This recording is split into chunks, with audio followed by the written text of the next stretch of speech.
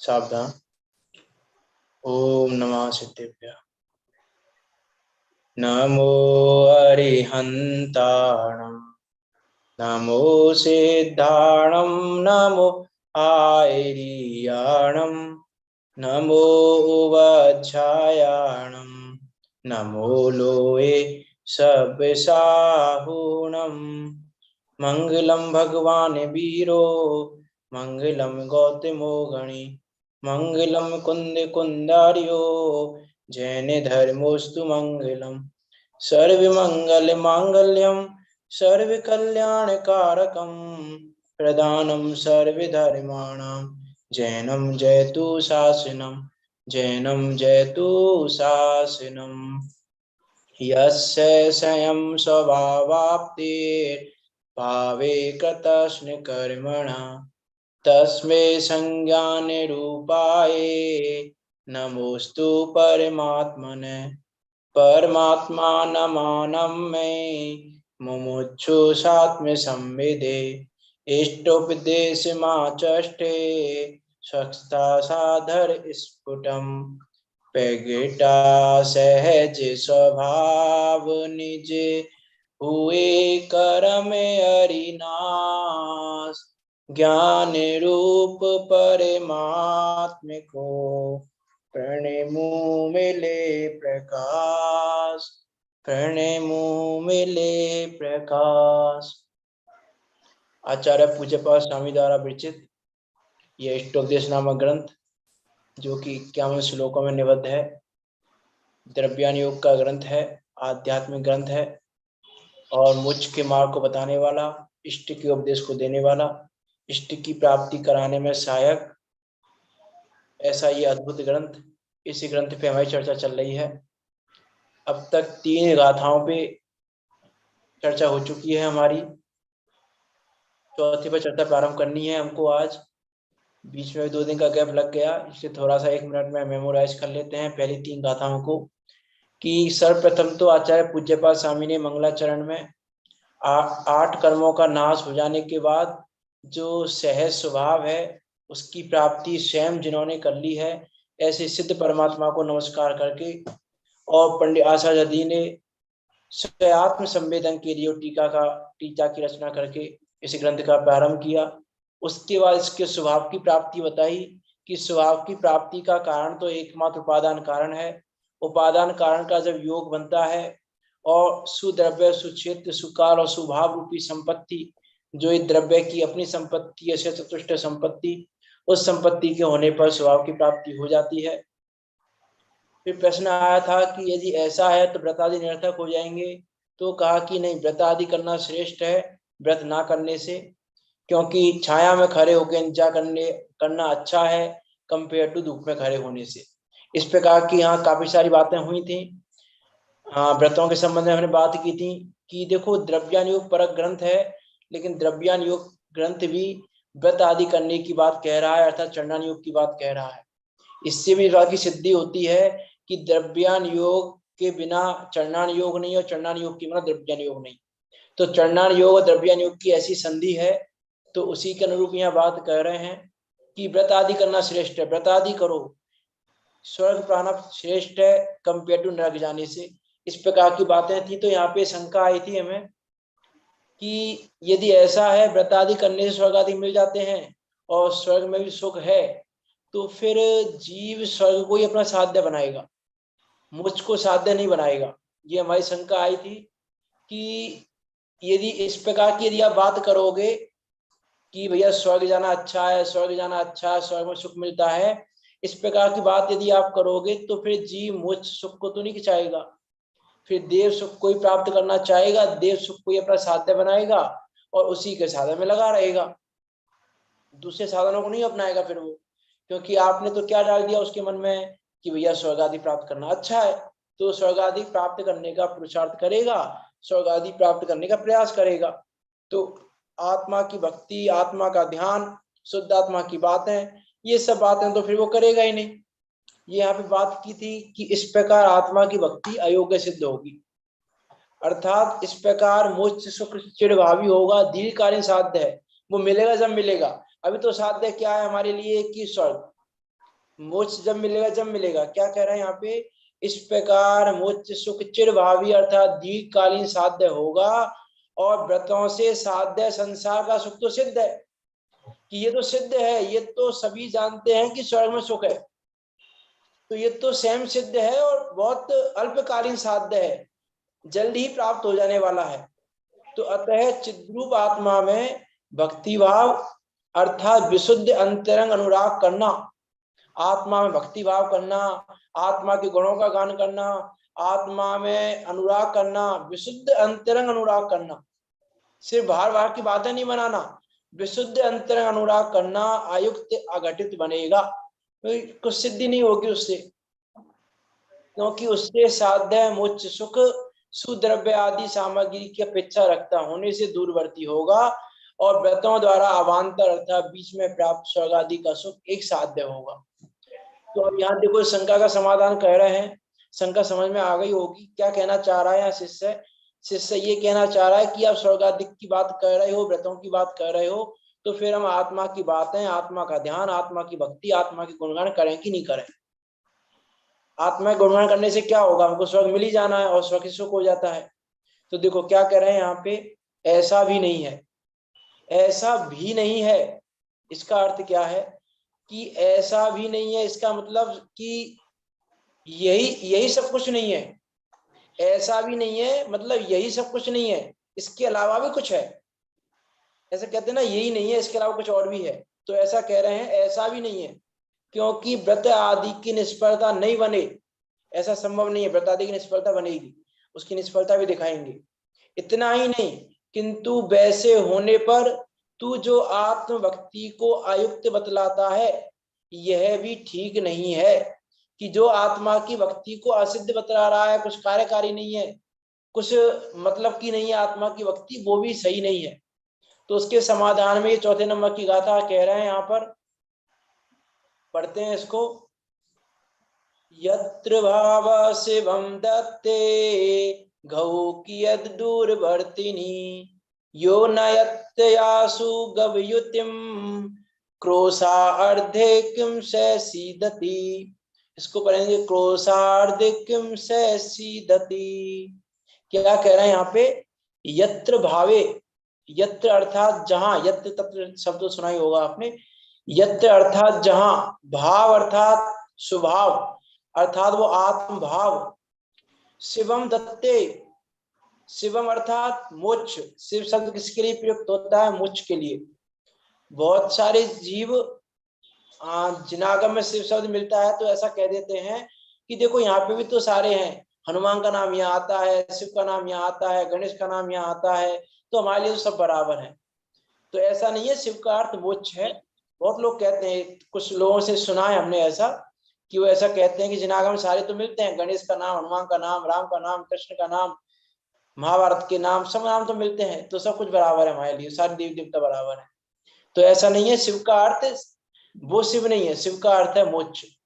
तो यत्र भावई शिवम दत्ते, जो वह स्वभाव भाव है, आत्म भाव है, वह शिवम अर्थात मोक्ष, दत्ते अर्थात देता है, वह आत्म भाव, वह आत्मा की भक्ति, वह आत्मा का गुणगान मोक्ष देता है। धऊ, क्या कह रहे हैं यहाँ पे, शिवम दत्ते धऊ कियद दूरवर्तिनी, धऊ अर्थात स्वर्ग, कियद दूरवर्तिनी, कियद अर्थात कितना, दूर, वर्तिनी अर्थात वर्तता है, कि जिस भाव से मोक्ष मिलता है उस भाव से स्वर्ग कितना दूर है। जब जिस भाव से हमको मोक्ष मिल सकता है, उससे स्वर्ग तो अपने आप मिलेगा ही मिलेगा। क्या कह रहे हैं यहाँ पे, कि जहां यत्र भावा शिवम दत्ते गौ कियद दूरवर्तिनी, कि स्वर्ग कितना दूर है, कि जहां आत्म भाव मोक्ष देता है वहां स्वर्ग कितना दूर है, अर्थात कुछ भी दूर नहीं है, अर्थात नजदीक ही है।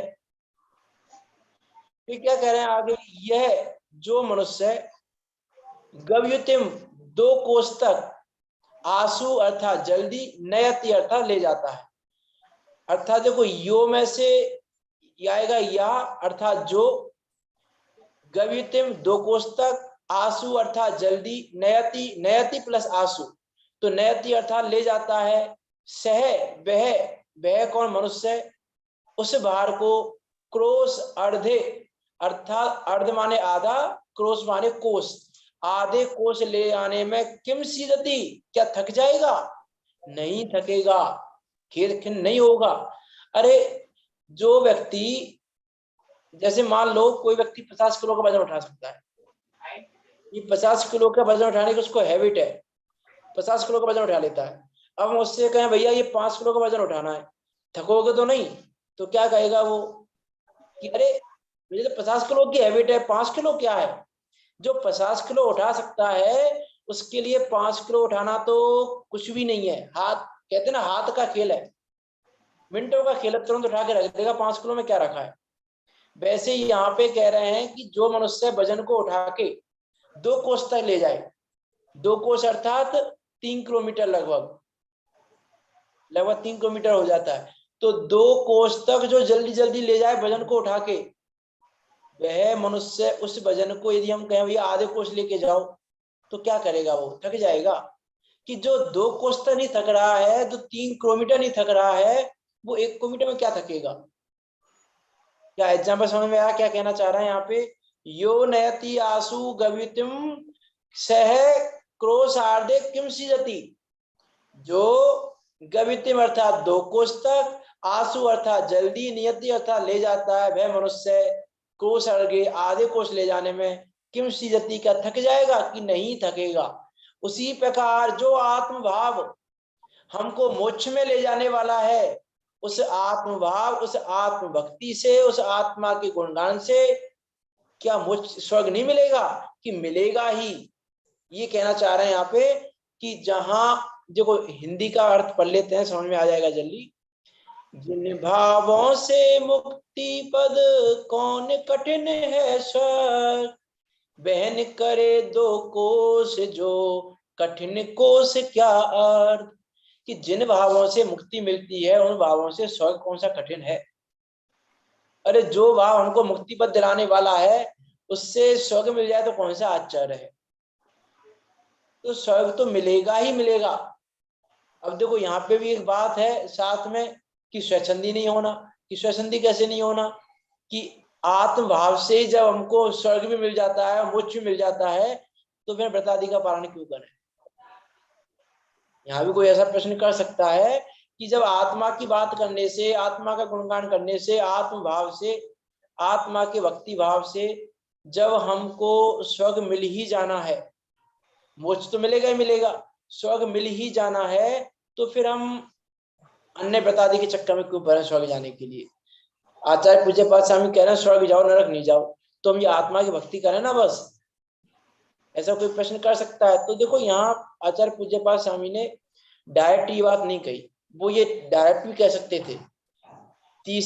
दूसरी गाथा के बाद तीसरी गाथा में वो ये कह सकते थे कि भैया स्वर्ग जाना अच्छा है तो ऐसा करो, आत्मभाव, आत्मभक्ति करो, आत्मभाव को भाव किया। ऐसा नहीं कहा उन्होंने।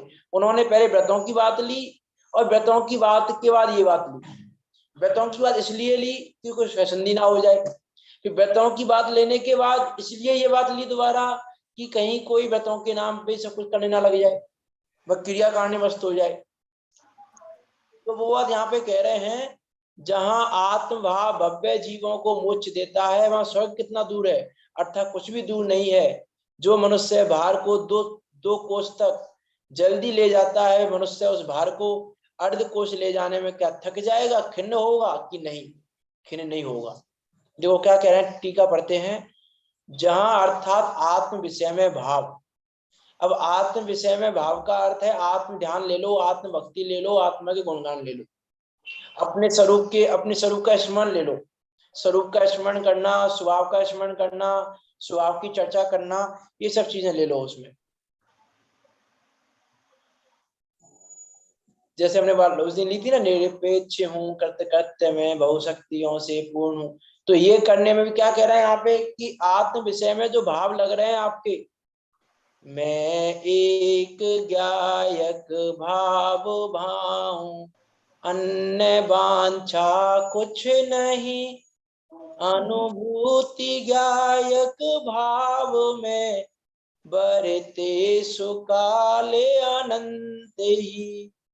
ये भावना है इस जीव की, एक मोक्ष के साधक जीव की ये भावना है, मैं एक गायक भाव वाहूं, अन्य वांछा कुछ नहीं। आत्म विषय में भाव दे रहा है वो। यहाँ कह रहे हैं जहां आत्म विषय में भाव देता है, अर्थात आत्मा के बारे में ध्यान देता है, जो अपने स्वरूप के बारे में ध्यान देता है, अपने ज्ञान के बारे में ध्यान देता है, प्रदान करता है भव्य जीव को शिव अर्थात मोक्ष प्रदान करता है। वह भाव इस भव्य जीव को मोक्ष प्रदान करता है, जिसकी एक गायक भाव को बहाने की वांछा है, अन्य वांछा कुछ नहीं। लेकिन देखो, जो जीव ये भावना बाता है मैं एक गायक भाव वाहूं, अन्य वांछा कुछ नहीं, वो भी व्रताधिक का पालन करता है। ऐसा नहीं है उसकी यहाँ इसका अर्थ ये नहीं है व्रतादि की वांछा भी नहीं है उसको।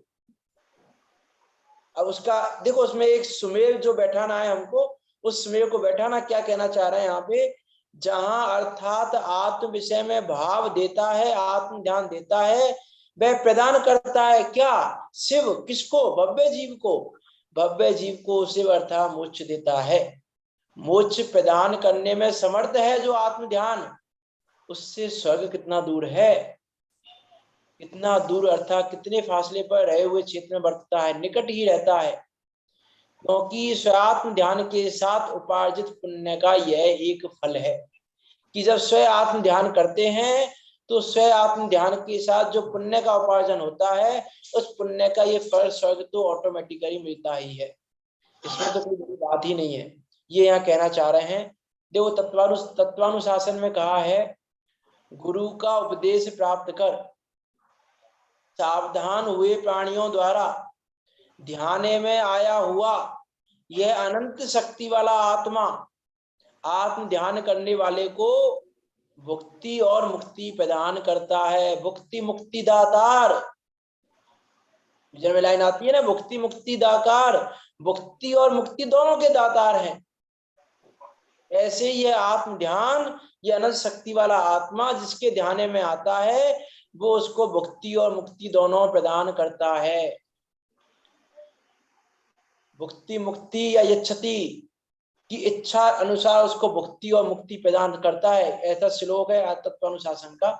क्या कह रहे हैं देखो, और भी श्लोक है वहां पे, एक और श्लोक लिया है, यह आत्मा अर्यंत और सिद्ध के रूप में चिंतन करने में आने पर, क्या कह रहे हैं, ये आत्मा अर्यंत और सिद्ध के, क्योंकि आत्मभाव क्या है, आत्मा भक्ति कैसे करेगा, कैसे करेगा कि सिद्ध स्वरूप की भक्ति करेगा जब। तो यहाँ कह रहे हैं अर्यंत और सिद्ध के रूप में चिंतन करने में, ध्यान में आने पर चरम शरीरी को मुक्ति प्रदान करता है, और उसके ध्यान के साथ पुण्य उपार्जित करने वाले अन्य को वह भुक्ति अर्थात स्वर्ग चक्रवर्ती के भोग इत्यादि प्रदान करता है। क्या कह रहे हैं, अर्यंत के रूप का चिंतन करो, सिद्ध के रूप का चिंतन करो, ये आत्मभाव है, ये आत्मा की भक्ति है। क्योंकि यहाँ कह रहे हैं कि अर्यंत और सिद्ध के रूप में चिंतन करने में, ध्यान में आने पर जो चरम शरीरी होगा उसको मुक्ति प्रदान कर देगा, क्योंकि चरम शरीरी जीव का तो अगला भाव है नहीं, तो चरम शरीरी को तो मुक्ति प्रदान करता है। और जो चरम शरीरी नहीं है, जिसका मोक्ष अभी बाकी है, एक दो भाव बाकी है जिसके अभी, उसको उस ध्यान के साथ पुण्य उपार्जित करने वाले अन्य को अर्थात जो चरम शरीरी नहीं है उसके अलावा जो बाकी हैं, उन अन्य को वह भुक्ति अर्थात भोग, कहाँ के भोग, स्वर्गों के भोग, चक्रवर्तियों के भोग इत्यादि प्रदान करता है। ये यहाँ पे कह रहे हैं कि इसलिए अर्यंत और सिद्धि की भक्ति करो, लेकिन आत्मा की भक्ति करो, लेकिन यदि स्वर्ग के लोभ से, भोग के लोभ से, स्वर्ग चक्रवर्ती की संपदा के लोभ से करते हो तो सिर्फ पाप बंदी होगा, फिर स्वर्ग आदि को भूल जाना। ये मत समझना कि आत्मा की भक्ति करने पर यहाँ कह दिया कि मुक्ति भी मिलती है, भुक्ति भी मिलती है। भुक्ति और मुक्ति दोनों मिलते हैं, लेकिन यदि भुक्ति के प्रयोजन से करो अर्थात भोग के प्रयोजन से की जाने वाली आत्म भक्ति, ना तो भुक्ति देती है ना मुक्ति देती है, ना भुक्ति दातार है ना मुक्ति दातार है। इसलिए पेंटोटम जी ने कहा इस प्रयोजन का अर्थी होना योग्य नहीं है। पेज नंबर 7 पे, इस प्रयोजन इससे इस कार्य की सिद्धि तो स्वयं ही होती है। तो भाई यहाँ कह रहे हैं कि जो आत्मभाव है वो तो मोक्ष में ले जाने के लिए है, लेकिन उस आत्म भक्ति से, उस आत्म ध्यान से स्वयं ही स्वर्ग चक्रवर्ती के भोग मिल जाते हैं। वो स्वयं भी प्रदान करता है। वो पुण्य, जो पुण्य उपार्जित किया है आपने अरिहंत सिद्धि के रूप में चिंतन करने में, अपनी आत्मा की भक्ति करने में, अपने स्वभाव की चर्चा में, अपने स्वभाव के ध्यान में, अपने स्वभाव के रमने में, जो पुण्य उपार्जित किया है वो पुण्य आपको स्वर्ग और चक्रवर्ती के भोग तो अपने आप देगा। इसीलिए तो उनको महापुरुष कहा गया है कि वो हर किसी को नहीं मिलते वो भोग, चक्रवर्ती आदि के भोग। इसीलिए तो सलाका पुरुषों में गिनती की उनकी कि हर किसी को नहीं मिलते, वो उन्हीं को मिलते हैं जिनको मोक्ष जाना है, जो आत्मभाव को बहाते हैं उन्हीं को मिलते हैं। लेकिन उस भावना से भाए जाने वालों को नहीं मिलते। जो चक्रवर्ती पद को बीट सम जानते हो ना, ऐसे लोगों को चक्रवर्ती के पद मिलते हैं।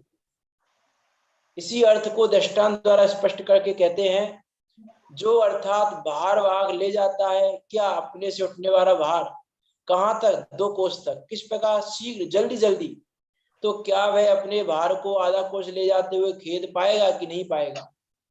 क्योंकि महाशक्ति में अल्प शक्ति का समावेश भली भांति घटित होता है, अर्थात महाशक्ति वाले को अल्प शक्ति सहज होती ही है।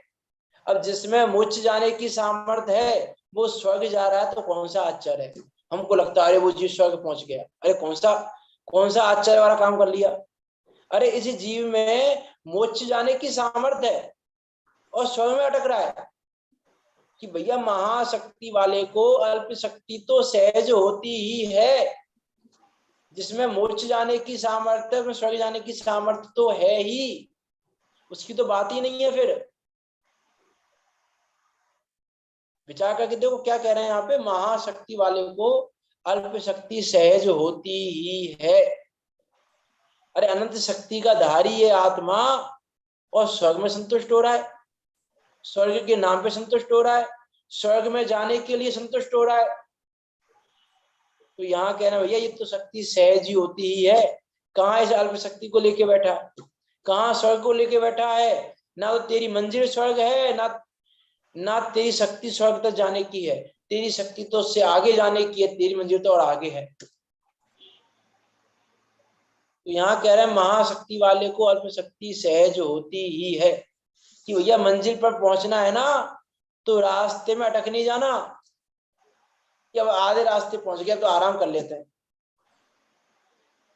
आधे रास्ते पहुंच के आराम करने बैठ जाओगे तो मंजिल पर नहीं पहुंच पाओगे, खरगोश की तरह नहीं पहुंच पाओगे मंजिल पर। तो यहाँ कह रहे हैं मंजिल की तरफ लक्ष्य रखो और रास्ते में जो मिल जाए उसको समझना, अरे जो मंजिल मिल सकती है हमको, हमारी सामान उस मंजिल पर पहुंचने की है, तो ये रास्ते में मिले हुए की तो बात ही क्या है। जैसे मुझमें प्रकाशक जी में एक एग्जाम्पल आया है बहुत सुंदर कि कोई किसान गेहूं बोता है, एक किसान गेहूं बोता है और एक किसान को चाहिए घास, तो क्या करे? वो घास बो दे, उसको घास चाहिए तो क्या करे? घास फूस चाहिए, भाई पशुओं को खिलाना घास फूस, तो घास फूस खिलाना है तो क्या करे कि घास फूस बो दे। कि अरे नहीं, जिस जमीन में गेहूं के उत्पन्न होने की शक्ति है उसमें अल्प शक्ति है, घास फूस तो ऑटोमेटिकली है, वो घास फूस तो अपना आप दे ही देगा तुमको। तुम तो गेहूं की उत्पत्ति के लिए प्रयास करो कि गेहूं किस प्रकार उत्पन्न हो सकता है। मां स्वर्ग की कंपेरिजन किससे की पेंटोटम जी ने? घास फूस से। कि अरे गेहूं के, जिसको गेहूं की प्राप्ति होती है उसको घास फूस की प्राप्ति तो सहज ही होती है, उसके लिए कुछ करना नहीं पड़ता अलग से कि अलग से कुछ करना पड़े घास फूस के लिए। घास फूस तो कुछ नहीं करना पड़ता, सहज ही हो जाता है वो तो। हाँ सहज ही हो जाता है वो तो। हाँ, तो भाई यहाँ कह रहे हैं कि अरे कहाँ स्वर्ग के पीछे पड़ रहे हो, स्वर्ग को अपना साध्य मत बनाना। पंडित आचार्य पूज्यपाद स्वामी यहाँ ये कहना चाह रहा है बस कि जो व्रतों को श्रेष्ठ कहा है वो तो श्रेष्ठ है ही, लेकिन इसके नाम पर आप स्वर्ग को साध्य मत बना लेना कि स्वर्ग को अपना साध्य बना लो। स्वर्ग साध्य नहीं है। स्वर्ग तो उस मोक्ष रूपी मंजिल में पहुंचने में एक राम गृह जैसा है। ऐसा मान लो कि मंजिल पर जाना है हमको और मंजिल बहुत लंबी है, तो बीच में विश्राम करने के लिए रुक गए, तो कह रहे हैं विश्राम करने के लिए रुकना है तो ऐसी जगह रुकना जहां थोड़ा आराम मिल सके, परेशान ना होना पड़े। इसलिए कहा कि नरक में जाने से स्वर्ग में जाना अच्छा है, कि विश्राम करना ही है तो आराम से करो, सुख पूर्वक करो। बीच में आराम करना है तो कौन चाहेगा। मान लो हमको कि लंबी मंजिल पर जाना है, लंबी बहुत लंबी मंजिल है हमारी, मान लो 2 दिन का रास्ता है। अब हम बीच में एक दिन बीच में रेस्ट ले रहे हैं, मान लो अपनी गाड़ी से जा रहे हैं हम और 3-4 घंटे का रास्ता है, तो क्या करते हैं हम कि बीच में स्टे कर लेते हैं 2-4 घंटे का। तो स्टे कहाँ करना चाहिए स्टे, जहाँ आराम मिल सके थोड़ा, कि नहीं जहाँ परेशानी में रह के स्टे करो तो क्या मतलब है, फिर तो गाड़ी में स्टे हो जाएगा। अच्छा, तो जहाँ आरामदायक हो स्टे वहां करना चाहिए। तो यहाँ ये स्वर्ग तो आरामदायक स्टे की तरह है बीच में, लेकिन उसको अपना साध्य मत बनाना। यदि उसको साध्य बना लिया तो क्या होगा कि उसको साध्य बना लिया तो मोक्ष रूपी मंजिल में नहीं पहुंच पाएगा। जैसे मान लो हमको सम्मेद शिखर जी जाना है, सम्मेद शिखर जी हमारी मंजिल है और सम्मेद शिखर जी जाने का रास्ता 15 घंटे का। अब बीच में बहुत सारे स्टेशन आ रहे हैं, अब हम किसी स्टेशन पर उतर जाएं कि अरे देखो हम ट्रेन में बैठ गए थे, अब ट्रेन से उतर गए हम, ट्रेन ने हमको पहुंचा दिया। अब देखो कितना अच्छा है, कितना अच्छा स्टेशन है, कितना अच्छा, कितना सुंदर, कितना साफ है, अरे यहाँ तो ये भी मिल रहा है, अरे यहाँ तो ये भी मिल रहा है। उस स्टेशन में खो के रह जाओगे तो ट्रेन छूट जाएगी और तुम उस स्टेशन पे खड़े रह जाओगे। इसलिए उस स्टेशन को अपना साध्य मत बनाना। ध्यान रखना मंजिल का, मंजिल आपकी सम्मेद शिखर जी है, बीच में जो स्टेशन आ रहे हैं वो आने दो। तो ये स्वर्ग भी स्टेशन की तरह है। अब जो ट्रेन सम्मेद शिखर जी पहुंचा रही है वो उन स्टेशनों को तो पहुंचाएगी। वो स्टेशन कहाँ जाएंगे बीच में, वो तो आएंगे ही। वैसे ही जो आत्मभाव स्वर्ग में मोक्ष में पहुंचाने वाला है, उसके लिए स्वर्ग आदि स्टेशन तो आएंगे ही आएंगे, ये तो कहाँ जाएंगे। ये यहाँ पे कहना चाह रहे हैं, देखो इसका भावार्थ पढ़ते हैं।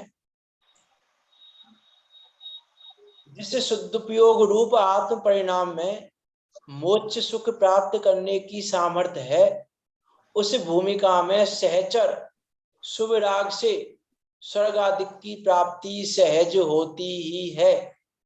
कि जो शुद्धोपयोग रूप आत्म परिणाम है उसमें मोक्ष सुख प्राप्त करने की सामर्थ्य है, और शुद्धोपयोग की भूमिका में सहचर जो शुभ राग है उससे स्वर्ग आदि की प्राप्ति सहज होती ही है। जो मनुष्य एक मन भजन 2 कोस तक ले जा सके इतनी शक्ति वाला है, तो क्या वह उतना भजन आधे कोस तक ले जाने में थक जाएगा? नहीं थकेगा। इसी प्रकार जिस जीव ने पूर्णता के लक्ष्य से मोक्ष सुख के लिए पुरुषार्थ किया है, क्या उसको स्वर्ग आदि की प्राप्ति कठिन है कि नहीं? वह सुलभ ही है। ही शब्द का प्रयोग कर रहे हैं यहाँ पे। ही और भी शब्द के, ही और भी शब्दों को लगाने में कितना अंतर चेंज होता है अर्थ में, इसको मोक्षमार्ग प्रकाशक पढ़ने वाले सब भली भांति समझते हैं आप कि ही भी, परंतु इन सब शब्दों को लगाने में क्या चेंज हो जाता है। वह सुलभ है और वह सुलभ ही है, बहुत अंतर है दोनों में। यदि ही शब्द को हम हटाएं और ही शब्द को लगाएं, क्या कह रहे हैं यहाँ पे? इसी प्रकार जिस जीव ने पूर्णता के लक्ष्य से मोक्ष सुख के लिए पुरुषार्थ किया है, क्या उसको स्वर्ग आदि की प्राप्ति कठिन है कि नहीं? सुलभ ही है कि गारंटेड। ही शब्द लगने पे मतलब क्या है? गारंटी है। ये तो हम कहें ऐसा है, तो ऐसा है में तो कुछ संशयात्मक चीज है कि ऐसा है कि ऐसा है, ऐसा है मतलब ठीक है ऐसा है। लेकिन यदि हम ये कहें ऐसा ही है, मतलब कंफर्मेशन है हमारा बिल्कुल कि ये ऐसा ही है जिसके बारे में बात कर रहे हैं। जैसे बात की ना, ट्रेन में कोई स्टेशन आया बीच में, हम कहें कौन सा स्टेशन आया कि ये स्टेशन है, तो कंफर्मेशन नहीं है इतना। लेकिन यदि हम ऐसा कहें ये यही वाला ये स्टेशन ही है, मतलब कंफर्मेशन है, गारंटी है अब कि हाँ ये स्टेशन ये वाला है। तो ही शब्द वो गारंटी देता है, इसलिए यहाँ पे वो ही शब्द का प्रयोग किया कि क्या उसको स्वर्गाधिक की प्राप्ति कठिन है कि नहीं, वह सुलभ ही है। मतलब गारंटी आपको स्वर्ग मिलेगा ही मिलेगा। जो जीव चरम शरीरी है अर्थात उसी भाव से मोक्ष प्राप्त करने की योग्यता वाला है, उसको तो स्वर्ग नहीं मिल सकता, कि उसको तो उसी भाव से योग्यता है, उसकी उसका उपादान है ऐसा कि उसको मोक्ष प्राप्त करने की योग्यता वाला है। वह तो आत्म ध्यान आदि के उग्र पुरुषार्थ द्वारा मोक्ष सुख पाता है।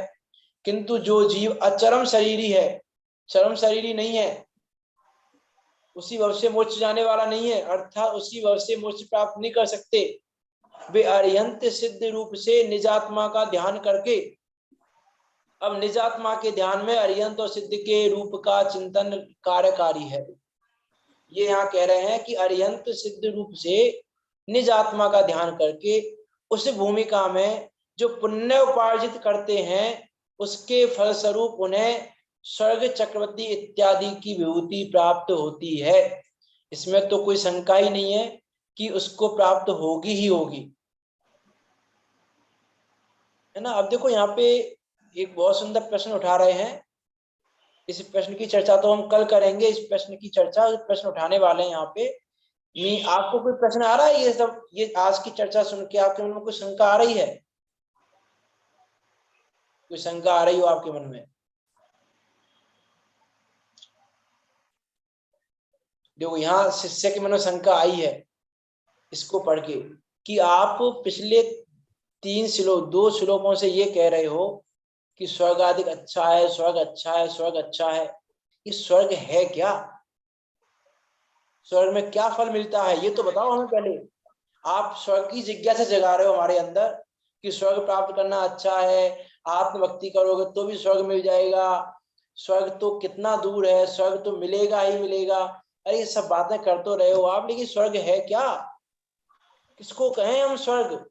स्वर्ग का क्या फल है? स्वर्ग में क्या फल मिलते हैं, क्या भोग मिलते हैं, क्या नहीं मिलता है, उसका फल क्या है? हमको उसका फल तो बताओ हमें कि स्वर्ग जाने वालों को मिलता क्या है। स्वर्ग चले तो जाएंगे हम, लेकिन स्वर्ग जाने वालों को मिलता क्या ये तो बताओ, तो हम स्वर्ग जाने की सोचें।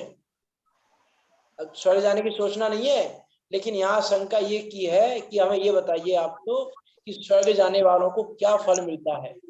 तो स्वर्ग जाने वालों के फल की बात करेंगे हम कि स्वर्ग जाने वालों को फल क्या मिलता है। अभी तुम ये विचार करें कि आत्म भाव से, आत्म ध्यान से, आत्मा के प्रति जिज्ञासा जगाकर उस अर्यंत और सिद्ध के रूप का ध्यान करके, अर्यंत और सिद्ध के रूप का ध्यान करके अपनी निजात्मा का ध्यान होता है, और निजात्मा के ध्यान से जो पुण्य उपार्जित होता है। अब देखो निजात्मा के ध्यान से तो वास्तव में निजात्मा का ध्यान तो संवर का कारण है, निजात्मा के ध्यान से तो पुण्य आश्रम भी नहीं होगा, निजात्मा के ध्यान से तो संवर ही है, वो तो संवर निजरा का ही कारण है। तो यहाँ कह रहे हैं कि अर्यंत सिद्ध रूप से निजात्मा का ध्यान करके पुण्य उपार्जित करते हैं, ये कैसे संभव है? क्योंकि निजात्मा का ध्यान तो संवर निजरा का कारण है, आश्रम का कारण तो नहीं हो सकता। और पुण्य का उपार्जन आश्रम से होता है कि आश्रम है तो पुण्य का उपार्जन हो रहा है। तो क्या कुछ गलती की हुई है क्या यहाँ पे? यहाँ जो लाइन है अर्यंत सिद्ध रूप से निजात्मा का ध्यान करके जो पुण्य उपार्जित करते हैं उसके फल स्वरूप उन्हें स्वर्ग चक्रवर्ती इत्यादि की विभूति प्राप्त होती है, इस लाइन में कुछ गलती है क्या?